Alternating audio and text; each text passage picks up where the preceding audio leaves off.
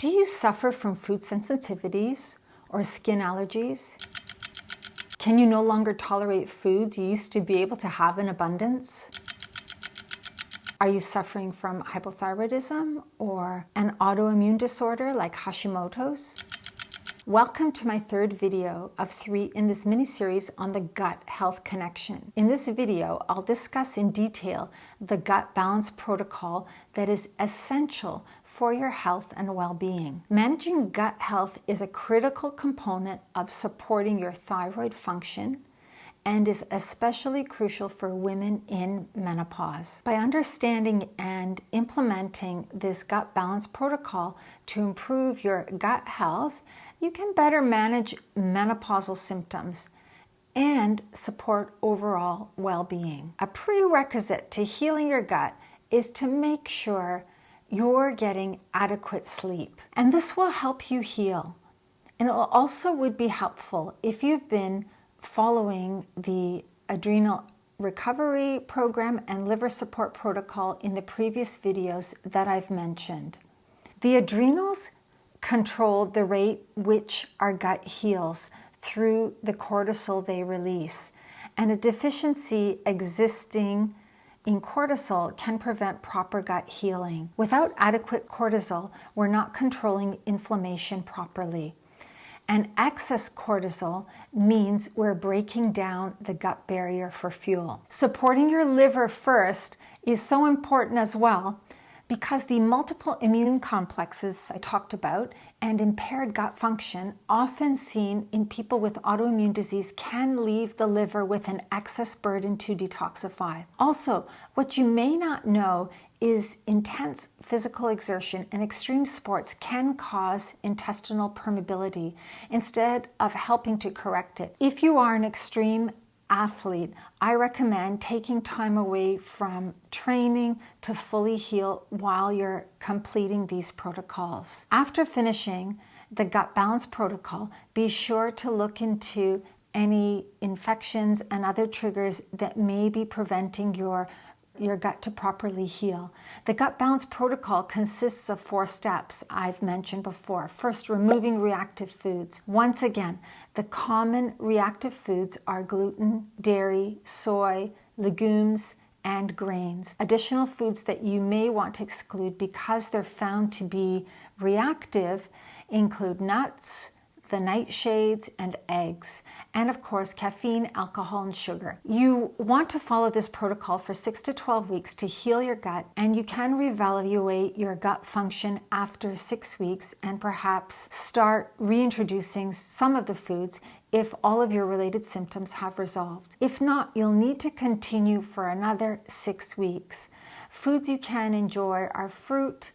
I prefer the low glycemic fruits, coconut, meat, olive oil, shellfish, and of course vegetables. Number 2, supplement with enzymes. I recommend 2 types of enzymes for people with thyroid issues: digestive enzymes that should be taken with food and proteolytic enzymes that are taken on an empty stomach. So let's take a look at digestive enzymes first, which can help with increasing stomach acid naturally. Betaine with pepsin is another supplement that can be used to raise stomach acid levels. These are the gastric juices that break down protein bonds in our foods to make nutrients and amino acids more bioavailable. And they're especially important for proper absorption of protein, calcium, B12, and iron. Betaine is a naturally occurring amino acid derivative that is isolated from beets, and the acidic HCl version of it promotes stomach acid. Studies show that betaine can reacidify gastric pH. As a side benefit, betaine, also known as trimethylglycine, can be helpful for breaking down homocysteine. Remember, I talked about that earlier, especially in those with the MTHFR gene mutation. Pepsin is a naturally occurring digestive enzyme that breaks proteins into smaller pieces so they can be properly absorbed by the small intestine. Taking betaine with pepsin while eating protein-containing meals can really support your digestion and boost your energy. It may even help with fatigue. You might be dealing with being unable to digest your food properly and can even allow you to have better sleep. Being able to digest your food can change the length that you require to sleep. Low stomach acid may often be misdiagnosed as acid reflux because the symptoms are almost identical. These factors contribute to low stomach acid. Aging, stress, medications like antacids and acid blocking medications, thyroid disorders, Hashimoto's, hypothyroidism, dietary deficiencies like zinc. The trick to using betaine with pepsine is to figure out the right dose for you. And this takes some self-experimenting. You can start by just one capsule. Most brands have around 500 milligrams of betaine and 20 milligrams of pepsine per capsule. And right after you've eaten a protein-rich containing meal, monitor for a slight burning in your throat once you've taken the capsule. And if you feel the burning in your throat, you do not need to take the supplement, or you haven't had enough protein in your meal. Then keep increasing by one capsule till you feel this slight burning or discomfort. Once you've reached this point, you'll know that that's your target dose is one capsule less. For example, if you felt the burning at 4 capsules, your target dose would be 3 capsules. Some important restrictions are that they should not be taken if you have ulcers or a history of ulcers. Also medications, if you're taking like NSAIDs and steroid medications, as these can increase the likelihood of developing an ulcer. And lastly, any acid suppressing medications like PPIs and the popular over-the-counter acid blockers. Now, proteolytic enzymes, also known as systemic enzymes, these can act as natural immune modulators, meaning they can help bring our immune system into balance. Systemic enzymes are a blend of plant and animal enzymes. We've got bromelain from pineapples, papain from papayas, rustin from bioflavonoids, trypsin from the porcine family, and pacritin from the porcine family. Systemic enzymes break down inflammatory cytokines that are seen in autoimmune disease and contain proteases that may also be involved with breaking down pathogens such as bacteria and parasites. These also speed up tissue repair by reducing inflammation. Additionally, the enzymes reduce the antibodies to food in the thyroid by breaking down the CICs that are formed in autoimmune disease. Studies show that after taking systemic enzymes for 3 to 6 months, patients reported a reduction of thyroid symptoms, and there was a reduced number of inflammatory cells in the thyroid and significant decrease in TPO and TG antibodies, and patients were able to reduce the dose of T4. The key to remember is these proteolytic enzymes are to be taken without food.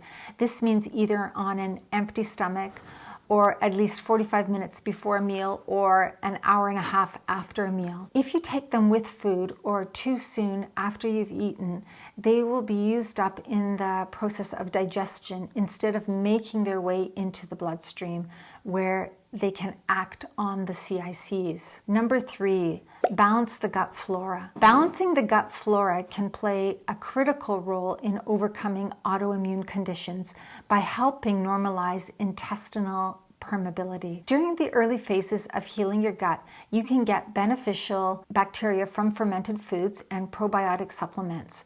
Fermented foods like sauerkraut, kimchi, and other fermented vegetables have an abundance of these beneficial bacteria and can be very helpful in rebalancing the gut flora. The beneficial bacteria and probiotics should help displace the pathogenic bacteria and reestablish the balance in your gut. The probiotic supplementation is to start small and then gradually increase the dose until a die-off reaction is felt. Reaction occurs when the dying pathogenic bacteria release endotoxins at a quicker rate than the body can clear them.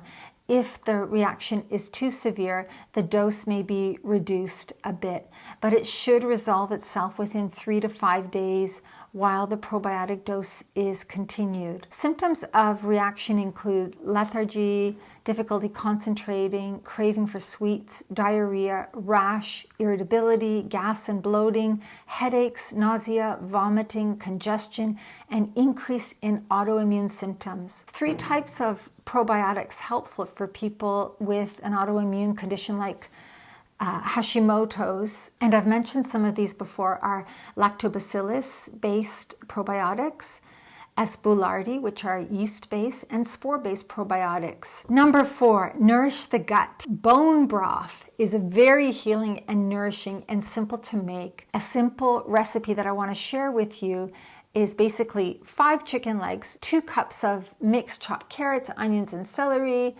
a tablespoon of apple cider vinegar, sea salt, and purified water. And you want to put all of these ingredients in a slow cooker and cook overnight. A bone broth should cook for 8 to 24 hours to extract the most nutrients, and cooking the bone broth in a slow cooker is the best way to do so. You can also substitute the chicken thighs with an ossobuco or a beef to make a beef bone broth using the same vegetables and ingredients that I've listed. Now the supplements. Glutamine supplementation. This is an important amino acid and has been found to reduce leaky gut association with use of certain medications and abdominal surgery. New gut cells are produced within the GI tract every 3 to 6 days, and glutamine can help repair the GI lining in collaboration with other amino acids such as leucine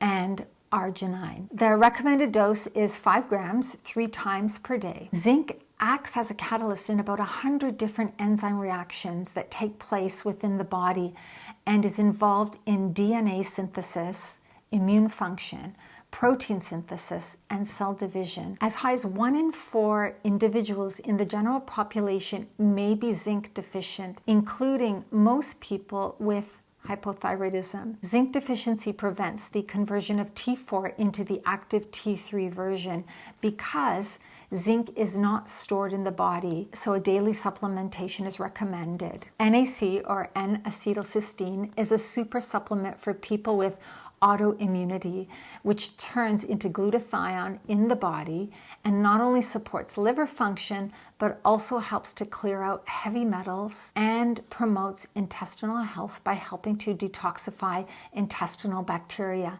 and break down gut pathogens. Hashimoto's patients are often deficient in the antioxidant glutathione, which helps prevent free radical damage to the thyroid. Omega-3 fatty acids can help reduce inflammation. They're found primarily in fish and shellfish and flax seeds. They also can be taken in supplement form very easily. They function best when we have a ratio of 1:1 omega-3 to omega-6.